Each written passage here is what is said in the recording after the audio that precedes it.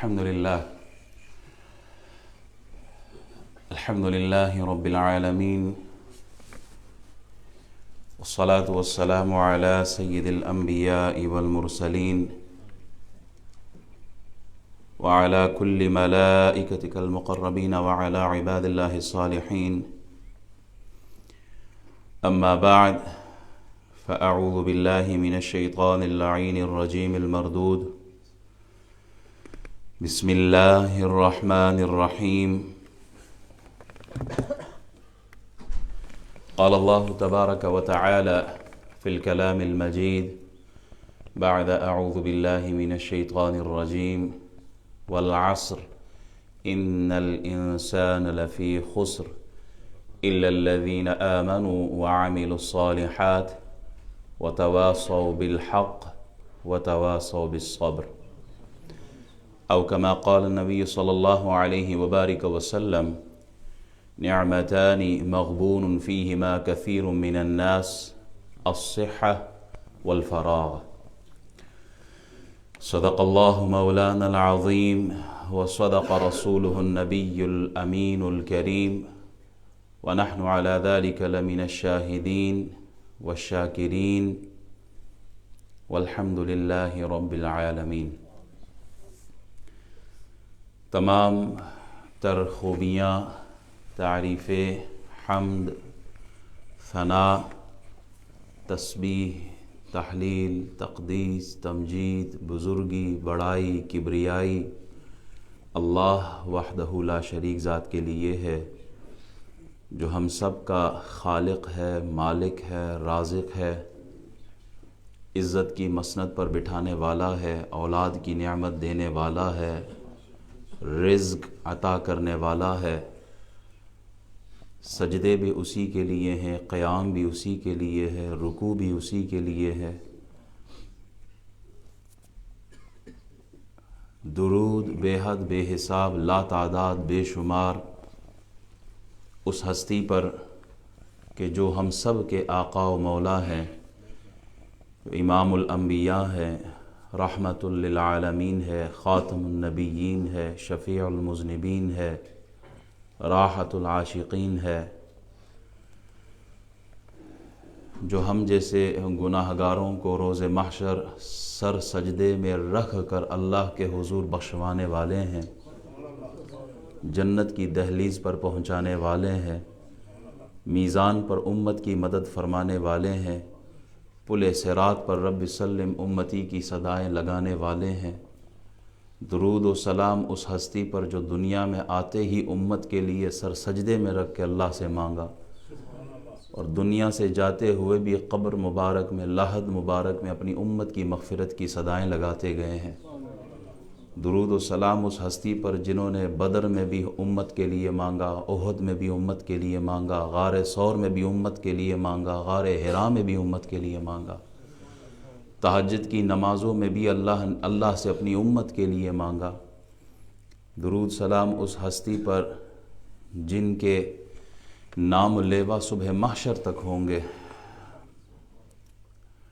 اللہ کریم کے حضور دعا گو ہوں کہ مالک و مولا ہمارا اول وقت میں آنا، بیٹھنا، سننا، سنانا اپنی بارگاہ میں قبول اور منظور فرمائے۔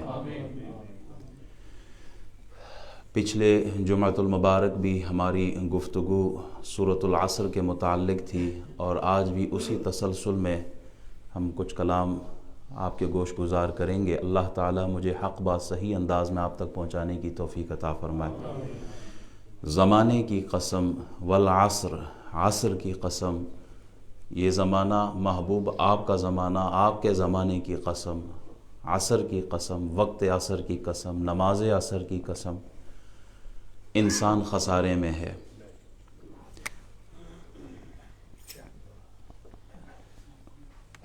وقت کی اہمیت کا جو انداز ہے والعصر کہہ کر اللہ تعالیٰ نے اس کی اہمیت کا اور وقت کی اہمیت کی طرف اشارہ کہ یہ دنیا کی بہت ہی قیمتی چیز ہے۔ آپ کا مال کھو جائے، لٹ جائے، زمینیں چلی جائیں، بینک بیلنس ختم ہو جائے، آپ پھر کما سکتے ہیں، پھر آ سکتا ہے، لیکن گیا ہوا وقت واپس ہاتھ نہیں آ سکتا۔ یہ ایسی قیمتی دولت ہے کہ جس کا کوئی نعم البدل نہیں ہے۔ ایک بار بڑھاپا آ جائے پھر کچھ بھی کر لے، جوانی نہیں آ سکتی۔ جوان کچھ بھی کر لے، بچپنا واپس نہیں آ سکتا۔ آپ کے پاس دولت کے انبار ہو، گزرا وقت نہیں خرید سکتے آپ کے پاس عہدہ ہو، آپ کے پاس اقتدار ہو، اختیار ہو، سب کچھ ہو، نہیں خرید سکتے آپ وقت۔ فوج بھی ہو، سپاہ بھی ہو، لشکر بھی ہو، طاقت بھی ہو، قوت بھی ہو، وقت نہیں خریدا جا سکتا۔ نبی اکرم نور مجسم شفیع معظم صلی اللہ علیہ وسلم ارشاد فرماتے ہیں، بخاری شریف کی حدیث ہے، غالباً 6412 نمبر ہے یہ حدیث، نعمتان مغبون فیہما کثیر من الناس الصحہ والفراغ۔ حضور علیہ السلام ارشاد فرماتے ہیں، دو نعمتوں کے بارے میں بہت سے لوگ غفلت کا شکار ہے۔ دو نعمتیں ایسی ہیں کہ آدمی غفلت کا شکار ہے، بہت سے لوگ غفلت کا شکار ہے، یعنی جو اس کی قدر و قیمت ہے نا اس سے غافل ہے، بے قدری میں اپنا نقصان کر رہے ہیں۔ وہ دو نعمتیں کیا ہے جن سے ہم غافل ہیں، جس کا حضور علیہ السلام ارشاد فرماتے ہیں، فرمایا الصحہ والفراغ، صحت ہے اور فرصت ہے، صحت ہے اور فرصت، فراغت، فری ٹائم۔ اللہ نے انسان کو یہ دونوں چیزیں زندگی میں بہت وافر مقدار میں عطا کی ہے، صحت بھی اور فرصت بھی۔ اسی طرح ایک اور حدیث بھی میرے ذہن میں آ رہی ہے، نبی اکرم صلی اللہ علیہ وسلم ارشاد فرماتے ہیں نا، 5 چیزوں سے پہلے 5 چیزوں کی قدر ہے، غنیمت سمجھو۔ بڑھاپے سے پہلے جوانی ہے، اس میں بھی وقت ہے، اور اسی طرح بیماری سے پہلے صحت ہے، فقر سے پہلے یعنی تنگ دستی سے، غریبی سے پہلے غنا ہے، دولت ہے، امیری ہے، اس کو آپ غنیمت سمجھو۔ اسی طرح فراغت ہے، اس کو غنیمت سمجھو کب؟ جب آپ مصروف ہو جاؤ۔ اور زندگی کو غنیمت سمجھو موت سے پہلے، موت آ جائے تو سب کچھ ختم ہو جائے گا، تو اس زندگی کو آپ غنیمت سمجھیں کہ اللہ نے آپ کو زندگی دی ہے، آپ سب کچھ کر سکتے ہیں اس وقت۔ زندگی کے لمحات کو آپ ایسے گزاریں کہ جب موت آئے تو آپ موت کے آنے پر آپ پشیمان نہ ہوں کہ یہ جلدی آ گئی ہے اور مجھے تو ابھی بہت کچھ کرنا تھا۔ تو حضور فرماتے ہیں صلی اللہ علیہ وسلم کہ زندگی کو غنیمت سمجھو موت سے پہلے۔ آپ دیکھیں نا، بڑھاپے میں کتنی آرزویں ہوتی ہیں، بہت سارے کام کرنے کا من کرتا ہے۔ بڑھاپے میں آدمی بہت وسیع سوچ اور تجربہ لیے ہوئے ہوتا ہے، زندگی کے تجربات بوڑھے آدمی پر زیادہ آئے ہوئے ہوتے ہیں، بہت زمانہ دیکھ چکا ہوتا ہے، تو وہ بہت کچھ کرنا چاہتا ہے لیکن نہیں کر پاتا، کمزوری کی وجہ سے، ضعف کی وجہ سے، طاقت کی وجہ سے۔ اب طاقت ہے ہی نہیں۔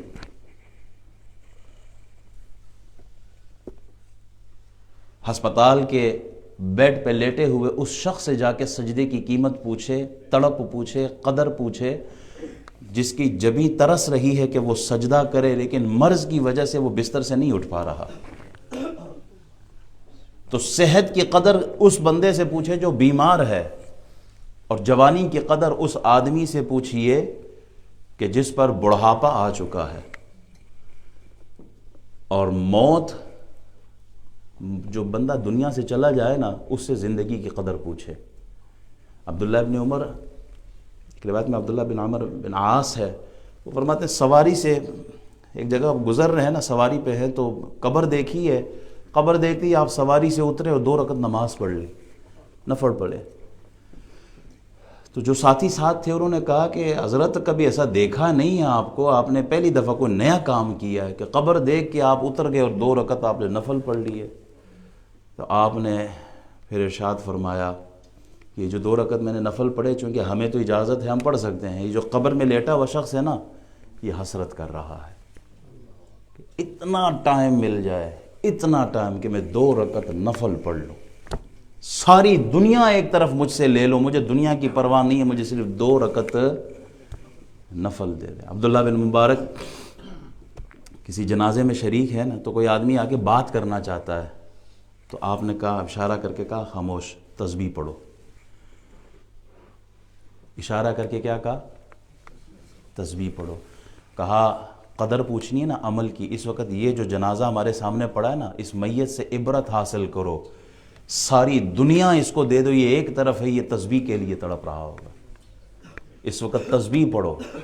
ہمارا حال کیا ہے؟ ہم جنازوں میں شرکت کرتے ہیں، ہم مسجد میں جنازہ رکھا ہوا ہوتا ہے، میت سامنے ہوتی ہے، لیکن یقین کرے بجائے عبرت کے ہم اس وقت بھی دنیا کو ہی چھیڑے ہوئے بیٹھے ہوتے ہیں۔ ہماری زبانوں پر اس وقت بھی دنیا داری ہوتی ہے، ہماری زبانوں پر اس وقت بھی دنیا ہی کے معاملات ہوتے ہیں۔ قبر کی طرف جو شخص جا رہا ہے وہ عبرت کا سامان تھا ہمارے لیے، لیکن اب ہماری زندگی میں وہ احساس ختم ہوتا جا رہا ہے۔ نبی اکرم نور مجسم شفیع معظم صلی اللہ علیہ وسلم ایک قبر کے پاس سے گزرے نا، تو آپ نے پوچھا کہ یہ قبر کس کی ہے؟ تو صحابہ کرام نے عرض کیا رسول اللہ، یہ فلاں آدمی کی قبر ہے۔ تو آپ علیہ الصلاۃ والسلام ارشاد فرماتے ہیں 2 رکعتیں، کتنی رکعت؟ 2 رکعتیں اس قبر والے کو تمہاری باقی ساری دنیا سے زیادہ محبوب ہے۔ ساری دنیا ایک طرف، قبر والے سے اگر پوچھا جائے تو وہ کہے گا مجھے just I need that much time I can pray 2 رکعت نفل صلاح۔ یہ فرض کی بات نہیں ہو رہی ہے، چونکہ اب تو مکلف ہی کوئی نہیں، وہ تو دنیا سے جا چکا ہے۔ 2 رکعت مجھے مل جائے نا ٹائم، تو میں 2 رکعت نماز پڑھوں۔ والعصر، زمانے کی قسم، وقت کی اہمیت ہے اس میں۔ ان الانسان لفی خسر، انسان خسارے میں ہے، انسان گھاٹے میں ہے، انسان نقصان میں ہے۔ لیکن نقصان کا ایک مفہوم اس حدیث سے یہ بھی اندازہ ایک ملتا ہے کہ ایک آدمی کا بہت خوبصورت گھر ہو نا، 40-50 لاکھ اس کی ویلیو ہو، لیکن کسی مجبوری کے تحت وہ گھر سستے داموں بیچ دیتا ہے۔ 40 لاکھ کا تھا، اس نے 30 لاکھ میں بیچ دیا۔ 30 لاکھ اس کو مل گئے ہیں، لیکن وہ پھر بھی ساری زندگی روتا ہے۔ کیوں؟ کہ میں نے کیا کیا؟ اپنے مکان بیچتے ہوئے نقصان کیا ہے نا، 10 لاکھ میرا گھاٹا ہوا ہے، 10 لاکھ کا نقصان ہوا ہے میرا۔ اگرچہ اس کو 30 لاکھ پھر بھی ملا ہے، لیکن وہ کہتا کیا ہے؟ مجھے جو ویلیو ملنی تھی پوری کی پوری وہ نہیں ملی۔ حضور فرماتے ہیں نعمتان مغبون فیہما کثیر من الناس الصحہ والفراغ، 2 نعمتیں ایسی ہیں جس میں غفلت میں ہے، گھاٹے میں ہے، نقصان میں ہے آدمی، ایک صحت اور ایک فراغت۔ یعنی اس صحت اور فراغت اور فرصت اور صحت کے زمانے میں وہ اتنا کما سکتا تھا، اتنا کما سکتا تھا کہ وہ جنت کے اعلیٰ سے اعلیٰ درجوں پر پہنچ سکتا تھا، لیکن اس نے ان گھڑیوں کو، اس وقت کو ضائع کیا۔ اگرچہ وہ جنت میں بھی پہنچ جائے، پھر بھی جو حق تک پہنچنے کا وہ اس کو حاصل نہیں ہوا۔ جنت میں پہنچ کے بھی بہت سے لوگ ایسے ہوں گے، جنت میں پہنچ کر بھی، یہ بھی ایک جملہ نوٹ کریں، جنت میں پہنچ کے بھی کچھ لوگ ایسے ہوں گے کہ جو ہاتھ ملتے ہوں گے، کاش ہم نے جو زندگی میں وقت گزارا تھا بغیر اللہ کے ذکر کے، کاش ہم اللہ کا ذکر کر رہے ہوتے اس وقت۔ یہ جو وقت ہے جس کی طرف اشارہ ہے، والعصر، زمانے کی قسم، انسان خسارے میں ہے۔ ہم اس وقت صحت کے ساتھ مسجد کے اندر بیٹھے ہوئے ہیں، اس صحت والی زندگی میں ہم وہ کام کر سکتے ہیں کہ جس میں اللہ کی رضا حاصل کی جائے۔ ایک وقت آتا، ہر انسان پہ وقت آتا ہے کہ بیماری آتی ہے، یا بیماری نہ بھی ہو، موت نے تو آنا ہی ہے۔ موت نے یہ تھوڑی دیکھنا کہ یہ شخص بیمار ہے یا صحت مند ہے، موت نے آنا ہے، چاہے وہ امیر ہو، غریب ہو، کالا ہو، گورا ہو، عرب ہو، عجم ہو، صحت مند ہو، بیمار ہو، کسی بھی حال میں ہو، موت نے آنا ہے۔ وہ وقت آنے سے پہلے اگر آپ نے اپنے وقت کو کیش نہ کیا تو ہاتھ ملتے رہیں گے۔ رسول اللہ صلی اللہ علیہ وسلم کے چچا ہیں حضرت عباس، بیماری کا وقت ہے، ان پر بڑا سخت کڑا وقت ہے، تو آپ دعا مانگتے ہیں، موت کی تمنا کر رہے ہیں، موت مانگ رہے ہیں اللہ سے۔ تو نبی اکرم صلی اللہ علیہ وسلم اس وقت تشریف لائے، آپ نے اپنے چچے سے فرمایا، اے چچا جان، موت کی دعا، موت کی تمنا نہ کرو۔ کیوں؟ اس لیے اگر زندگی آپ زیادہ جئیں گے تو آپ نیک اعمال زیادہ کریں گے، جب نیک اعمال زیادہ ہوگی تو اللہ کا قرب بھی زیادہ ہوگا۔ خدا نخواستہ اگر انسان گناہگار ہے تو بھی موت نہ مانگے، اس لیے کہ زندگی مانگے اللہ سے، اللہ مجھے اور وقت دے۔ کیوں؟ اس لیے کہ جب وقت ملے گا اسے توبہ کرنے کی اللہ کی طرف سے توفیق مل جائے گی۔ تو وقت، سارعوا الی مغفرۃ من ربکم، دوڑو اللہ کے مغفرت کی طرف۔ اللہ کے مغفرت کی طرف دوڑنا کیا؟ فاستبقوا الخیرات، نیکیوں میں بڑھنا کیا؟ یہ جو وقت ہمیں ملا ہے اس وقت کو ضائع نہ کیا جائے، اس وقت کا صحیح استعمال ہو۔ امام شافعی رحمۃ اللہ علیہ فرماتے ہیں میں نے صوفیاء کی صحبت سے دو چیزیں سیکھی ہیں۔ ایک یہ کہ وقت یہ ایک تلوار ہے، اگر آپ نے صحیح استعمال کیا تو ٹھیک، ورنہ یہ آپ ہی کو کاٹ دے، وقت کو کاٹ دے۔ دوسرا نفس، اگر نفس کو آپ نے اچھے کاموں میں مشغول کیا تو ٹھیک، ورنہ یہی نفس آپ کو باطل میں مشغول کر دے گا۔ امام احمد بن حنبل فرماتے ہیں جوانی کے متعلق کہ میں جوانی کو ایسے سمجھتا ہوں کہ کوئی چیز جیب میں تھی اور کہیں گر گئی۔ جوانی کو ایسے سمجھتا ہوں جیسے کوئی چیز جیب میں تھی اور گر گئی، پتہ نہ چلا کہ کہاں کیسے گری، اور جوانی ایسے گزر جاتی ہے۔ جتنے بزرگ بیٹھے ان سب سے آپ پوچھیں نا جوانی کا تو کہیں گے پتہ نہیں ابھی جوان تھے اور بڑھاپا آ گیا ہمارے سروں پر۔ آج دین کی طرف مڑیں، آج نیکی کی طرف آئیں، آج نمازوں کی طرف آئیں، ہمارا عمل کیا ہوتا ہے؟ اجی زندگی باقی ہے، ابھی تو جوانی ہے، ابھی کافی عمر پڑی ہے، کل کر لیں گے جی، نماز شروع کریں انشاءاللہ کل سے شروع کریں گے۔ حج پہ چلے بھائی، آپ پر حج فرض ہے، انشاءاللہ اگلے سال سے ہی، تھوڑا اور عمر گزرنے دے، وقت گزرنے دے، جو ہم قبر کے قریب ہوتے جائیں گے پھر دیکھی جائے گی۔ او بھائی کل کس نے دیکھا ہے؟ کل زندہ رہنا ہے کیا کوئی گارنٹی ہے کسی کے پاس؟ کسی کے پاس کوئی گارنٹی نہیں۔ والعصر ان الانسان لفی خسر، زمانے کی قسم انسان خسارے میں ہے۔ کل پہ نہ چھوڑو۔ حضرت عمر بن عبدالعزیز سے کسی نے کہا نا حضور یہ کام آج چھوڑ دیں گے، یہ کل کر لینا، تو آپ نے فرمایا میں روزانہ کا کام ایک ہی دن میں کر سکتا ہوں، اور وہ بھی بڑی مشکل سے کرتا ہوں۔ اگر آج کا کام میں نے کل پہ چھوڑ دیا تو وہ ایک دن کا کام 2 دنوں والا ہو جائے گا، تو میں کل پہ نہیں چھوڑ سکتا، میں نے جو کرنا ہے وہ آج ہی کرنا ہے۔ ہمیں یہ سوچنا ہے کہ ہم نے اپنے آگے آنے والے کل کے لیے کیا کیا۔ یقول یا لیتنی قدمت لحیاتی، کہیں وہ وقت نہ آ جائے کہ ہم ہاتھ ملتے رہیں، کاش کاش کاش کاش ہم نے آگے جو نہ ختم ہونے والی زندگی ہے اس کے لیے کچھ تو کیا ہوتا ہم نے۔ وقت تو ہم نے ویسے ہی موبائل پہ گزار کے برباد کر دیا، ٹی وی ٹاک شوز پہ برباد کر دیا، سیاست پہ برباد کر دیا۔ لا حاصل، جو چیز ہمیں حاصل ہی نہیں ہو سکتی ہم نے اس کے حصول پہ ہی ساری زندگی گزار دی۔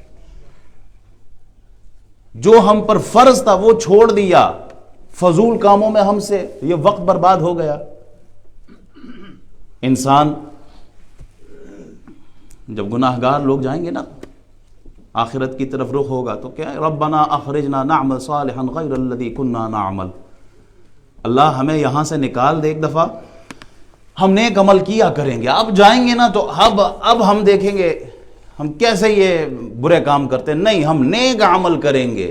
اللہ کی طرف سے بھی جواب آئے گا اولم نعمرکم ما یتذکر فیہ من تذکر وجاءکم النذیر۔ اللہ اکبر، کیا ہم نے تم کو اتنی عمر نہیں دی تھی، وقت نہیں دیا تھا، زندگی نہیں دی تھی؟ کوئی ڈرانے والے نہیں آئے تھے، کوئی سمجھانے والے نہیں تھے، کوئی آخرت کی طرف گائیڈ کرنے والے؟ کیا نبیوں کو نہیں بھیجا؟ کیا علماء کو نہیں بھیجا؟ کیا تمہیں گائیڈ کرنے والے، آخرت کی طرف بلانے والے؟ کیا تمہارے یہ جو سفید بال ہے، یہ سفید بال بھی آخرت کی موت کی طرف اشارہ ہے؟ کمر جھک جائے تو سمجھ جاؤ موت قریب آنے والی ہے۔ بچہ تو کہہ سکتا ہے کہ میں نے ابھی جوانی پر پہنچنا ہے، پھر میں نے بڑھاپے کی طرف جانا ہے۔ جس کی کمر ہی جھک گئی ہو، جو آلریڈی 70-80 سال کا ہو چکا ہو، اس نے اور کتنی امیدیں باندھنی ہے؟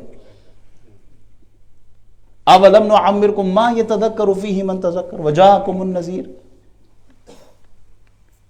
یہی وقت ہے، اللہ تعالی ہمیں اپنے وقت کو صحیح استعمال کرنے کی توفیق دے۔ وقت کی بربادی کیا؟ یقین کی کمی ہے۔ وقت کی بربادی کیا ہے؟ ہمارا وقت یا تو سستی کی وجہ سے، کاہلی کی وجہ سے، جماعت مسجد میں کھڑی ہو گئی ہے۔ حضور فرماتے ہیں جو لوگ مسجد میں جماعت پڑھنے نہیں آتے، حدیثوں میں آپ کو کئی ایسی وعیدیں ملیں گی. حضور فرماتے ہیں اگر بچوں کا خیال نہ ہوتا نا، عورتوں کا خیال نہ ہوتا، میں گھروں کو جلا دیتا جا کے. کون کہہ رہا ہے؟ یہ رحمت للعالمین فرما رہے ہیں. رمضان میں مسجد بھری ہوتی ہے اور اس کے بعد غیر رمضان میں کیا حال ہوتا ہے آپ سب کو ہی پتہ ہے. سستی کی وجہ سے، کاہلی کی وجہ سے اس وقت کو ہم برباد کر دیتے ہیں. سوف بعد میں کر لوں گا، یہ بھی ایک بہت بڑا مرض ہے. وہ قبیلہ عبد قیس کے ایک آدمی مرنے والا تھا نا، آخری اس کے لمحات تھے، تو کسی نے کہا جاتے جاتے کوئی نصیحت کر جاؤ، کیونکہ آدمی جب دنیا سے جاتا ہے نا وہ خلاصہ آخری جملے میں کہہ دیتا ہے انذرتکم سوفا، کہتا ہے میں تمہیں ڈراتا ہوں سوف سے. یہ سوف کیا ہے؟ میں بعد کر لے سا، اس سے میں ڈراتا ہوں. یہ کام انسان کی زندگی کو برباد کر دیتا ہے. ابن جوزی رحمۃ اللہ علیہ فرماتے ہیں نا کہ ایک آدمی درخت کاٹنے جاتا ہے، جب درخت کی وہ جو اس کا سائز دیکھتا ہے تو کہتا ہے کام تو بڑے محنت کا، چلو اگلے سال کر لوں گا. وہ اگلے سال مڑ کے آتا ہے تو درخت اور یہ خود کمزور ہو چکا ہوتا ہے. کہتا ہے اب ناممکن ہے. اس کی وجہ کیا ہے کہ آج کا کام کل پہ چھوڑ دیا. آج ہم درس دیتے نا، لوگوں آؤ مسجد کی طرف، تجوید کی کلاس ہے، تفسیر کی کلاس ہے، حدیث کی کلاس ہے. امام صاحب انشاءاللہ ابھی وقت ہے، ہم آئیں گے، ٹائم ہے، ہم آئیں گے، بعد میں آئیں گے. جو بچہ اسٹوڈنٹ امتحان گاہ میں نا، ایگزامینیشن ہال میں بیٹھا ہو 3 گھنٹے پیپر لے کے، اور وہ کبھی کھڑکی دیکھ رہا ہو، کبھی پنکھے گن رہا ہو، کبھی ٹیبل دیکھ رہا ہو، کبھی کرسیوں کو دیکھ رہا ہو، کبھی ادھر تو کبھی ادھر، وہ پیپر نہیں سولو کر رہا، 3 گھنٹے کے بعد رزلٹ سب کو پتا ہے اس کا رزلٹ کیا ہوگا. وہ پچھتائے گا. کیوں؟ جس کام کے لیے وہ بیٹھا تھا اس کام کو تو اس نے کیا ہی کوئی نہیں ہے، اس نے تو وقت ہی برباد کر دیا، تو رزلٹ اس کو پہلے ہی مل جاتا ہے. تو قدر کریں اس وقت کی، یہ وقت برباد نہ ہو ہم سے. حاتم زاہد فرماتے ہیں رحمۃ اللہ علیہ، جوانی کی قدر بوڑھے سے پوچھو، صحت کی قدر بیمار سے پوچھو، اور عافیت کی قدر مصیبت زدہ انسان سے پوچھو، اور زندگی کی قدر وہ اس سے پوچھو جو قبر میں جا چکا ہے. ہم ابھی اس وقت ایگزامینیشن ہال میں ہیں، ہم قبروں میں نہیں پہنچے ہوئے. خدا را اپنے کام، اپنے معاملات، جو اللہ کی طرف سے ڈیوٹیاں ہیں ان کو پورا کرنے کی ابھی سے ہمت باندھے، کہیں لیٹ نہ ہو جائے، ہم کہیں ہاتھ ملتے نہ رہ جائے. محمد بن قاسم نے 17 سال کی عمر میں سندھ فتح کیا ہے. 17 سال کی عمر میں وقت برباد نہیں کیا. آج بھی تاریخ نے ان کا نام زندہ رکھا ہوا. امام احمد رضا فاضل بریلوی رحمۃ اللہ علیہ، نام سنتے ہی ہمارے دل مچل جاتے ہیں. ہزاروں کتابیں لکھی ہیں، رسائل لکھے ہیں، فتاوے لکھے ہیں، مسائل بتائے ہیں. زندگی ضائع نہیں کی انہوں نے. ہم میں سے کتنے ایسے لوگ ہیں کہ جو اپنے وقت کو لے کر مطمئن ہو کہ ہاں اللہ، میں جسٹیفائی کر سکتا ہوں خود کو. I can justify my time in the court of Allah subhanahu wa ta'ala. Oh Allah, I spent that time for the sake of your deen, for the sake of religion, for the sake of Quran. I spent this time. Because on the day of judgment, Rasulullah sallallahu alaihi wasallam said every person will be asked, everyone will be accountable for the 5 things. An umrihi fima afnahu. The very first thing Allah subhanahu wa ta'ala will ask about your age, about your life. اتنی زندگی دی تھی، زندگی میں کیا کیا ہے بتاؤ. اور سیکنڈ وعن شبابہ فیما ابلاہ، about the youth age. How did you spend your youth? Where did you spend your youth? Time جو جوانی کا کدھر گزارا ہے؟ کیا میرے پاس جواب ہے؟ کیا آپ کے پاس جواب ہے اس کا؟ کیا لے کے جائیں گے اللہ کے حضور؟ کہیں وہ معاملہ تو نہ ہو یا لیتنی قدمت لحیاتی، کاش کاش کاش ہاتھ ملتے رہ جائیں اس دن، ہم نے کچھ تو بھیجا ہوتا آگے اپنے لیے. اناؤنس کرتے رہتے اپنی مسجد میں بھی. دین سیکھنا سب سے بڑا، یہ دیکھیں جو علوم فرض ہے ہم پر، اللہ پوچھے گا اس کے بارے میں کہ جو علم تم پر فرض تھا، فرض عین تھا، سیکھا ہے؟ نہیں، اللہ اس کے لیے ٹائم نہیں تھا. ہم باقی معاملات ضروری تھے وہ کرنے تھے. ہماری مسجد میں الحمدللہ آلموسٹ ایوری ڈے کلاس ہوتی ہے. منڈے تفسیر قرآن ہے، ٹیوزڈے تجوید کی کلاس ہے، وینسڈے ہمارا الحمدللہ اسی طرح فقہ کی کلاس ہے، ذکر ہے، اسی طرح تھرسڈے ہماری تجوید کی کلاس ہے. یہ جو ابھی ہمارا الحمدللہ وینسڈے گزرا ہے، اس میں ہم نے سبحانک اللہم سے لے کر، یعنی ثنا سے لے کر سلام تک پوری نماز ایک ایک حرف ثنا کیا ہے، تعوذ کیا، تسمیہ کیا، سورہ فاتحہ کیا، اس کے بعد سورت کیا، رکوع میں جاتے وقت جو ہم تکبیر لگاتے ہیں تکبیر انتقال، یہ کیا ہے، یہ فرض ہے، واجب ہے، سنت ہے، فرض کے چھوٹنے پہ کیا مسئلہ ہوگا، واجب کے چھوٹنے پہ نماز کیسے ہم نے ریکور کرنی ہے، سنت کوئی چھوٹ جائے، یہ سارے مسائل ان لوگوں نے سیکھ لیے ہیں جو اس کلاس میں بیٹھے ہوئے تھے۔ خود سے سوال کریں کہ اگر میں نماز کے اندر کوئی غلطی کرتا ہوں تو اس غلطی کو میں نے کیسے دور کرنا ہے؟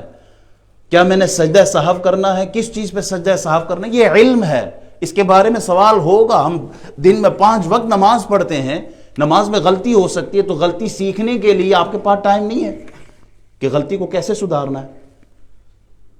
اس وقت کو آپ اس انداز میں کیش کریں کہ آپ علم دین سیکھیں۔ جو آدمی علم دین سیکھتا ہے یہاں بھی وہ کامیاب ہے اور وہاں بھی وہ کامیاب ہے۔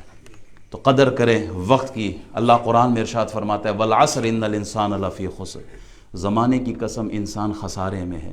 وہ انسان خسارے میں کیوں نہ ہو جو سونا دے کر، گولڈ دے کر کوئلہ خریدے، کیا وہ خسارے میں نہیں ہے؟ جو آدمی اشرفیاں دے کر وہ مٹی اٹھا لے، جو ہیرے جواہرات دے کے سنگریزے اٹھا لے، وہ حقیقتاً خسارے میں ہے۔ ایک بادشاہ بیٹھا ہے، بزرگ سمجھاتے ہیں اس مسئلے کو، کہتے ہیں بادشاہ اپنی مجلس لگائے بیٹھا ہوا ہے اور اس کے حسن کی اور اس کے عقل کی، وہ وزیر و امیر جو مشیر چاپلوس قسم کے لوگ بیٹھے ہوتے ہیں، انہوں نے بادشاہ کو اٹھانا شروع کر دیا۔ بادشاہ خوش ہوتا جا رہا ہے۔ کہتا ہے ایک فقیر آیا نا، ایک فقیر، بھیکاری، بیگر، وہ آیا اور اس نے بادشاہ کو ایک آئینہ دے دیا، مرر دیا۔ بادشاہ اس آئینے کو دیکھ کر اس فقیر سے خوش ہوا۔ توجہ میری طرف رکھیے گا سارے، اس مثال کے اندر میرے پورے سپیچ کا خلاصہ اس ایک مثال کے اندر ہے۔ یہ مثال سمجھ گئے تو جو پوری سپیچ جس نے نہیں سنی، اس سے میری وہ پوری سپیچ سمجھ جائے گا کہ میرا خطبہ آج کس موضوع پہ تھا۔ موضوع تو اِلَّا الَّذِينَ آمَنُوا پر تھا، لیکن وقت اس پہ نکل گیا۔ اس ایک مثال سے میں اپنی پوری سپیچ آپ کو سمجھانے کی کوشش کروں گا۔ بادشاہ بیٹھا ہوا دربار میں اور وزیر امیر سارے اس کی تعریف کر رہے ہیں، کوئی اس کے حسن کی تعریف، کوئی عقل کی تعریف، تو کوئی کیا تو کوئی کیا۔ بھیکاری گزر رہا تھا، اس نے بادشاہ کو ایک مرر دیا، آئینہ دیا۔ بادشاہ نے اپنے آپ کو دیکھا، خوش ہوا، تو اس نے اس بھیکاری کو کہا آج رات میرے محل میں رہ، فجر کی اذان تک جتنا سونا خزانہ سمیٹ سکتا ہے سب تیرا ہے۔ فجر کی اذانوں تک جتنا سونا خزانہ سمیٹ سکتا ہے سب تیرا ہے۔ اب بھیکاری جب محل کے اندر آیا اور محل کی خوبصورتی دیکھنے لگا تو محل کی خوبصورتی میں کھو گیا۔